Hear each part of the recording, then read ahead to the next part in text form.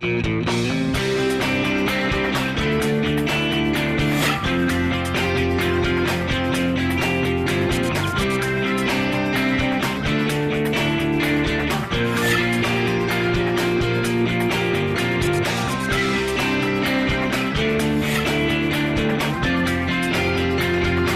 I'm Kristen Oaks-White. And I'm Avery Davidson. Thank you for joining us for This Week in Louisiana Agriculture, the only TV show bringing Louisiana farmers and consumers together every week. Well, the Red River is again on the rise following storms which dropped as much as 7 inches of rain in parts of northwest Louisiana. Rains which fell in Arkansas are also causing problems as the water travels downstream. As TWILA's Karl Wiggers shows us, the Red River at Coushatta is expected to crest 6 feet above flood stage, causing crops and pastures to go underwater for the 3rd time this year.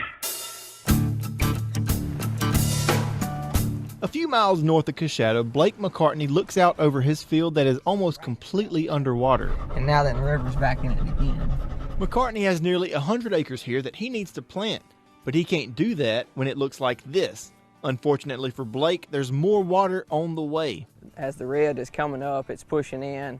We're still, right now, we're 3 or 4 days away from the crest, so the ground that you see out will probably end up completely submerged. This field that's underwater isn't the only result of the flooding. Thanks to flooding earlier this year, McCartney also has corn that was planted at 3 different times in this same field. We've got original planting that survived. We've got what was planted a week behind that, and then we've got the replant that was 3 weeks behind that. So it's going to be fun harvesting it. Fun may not be the word that he uses later on this summer when it comes time for harvest. The reality is McCartney and farmers all across the state have a tough road ahead. However high this water climbs, McCartney will take on the challenge so that he can keep doing what he loves. It's hard, but you know, that's what we do, and these aren't the days that we love about it, but overall farming is what we love and it's what we want to do and hope to be able to continue doing. McCartney is not the only farmer along the Red River impacted by this flooding. Many ranchers who just got their cattle settled back on their land after being displaced from the flooding earlier in March are having to move them to higher ground all over again. And you guys, it's the same story week after week. I mean, farmers all across Louisiana just have too much water on the place. You know, we as reporters kind of get tired of covering something like this, but we only experience it for a day, you know, whenever we go out there.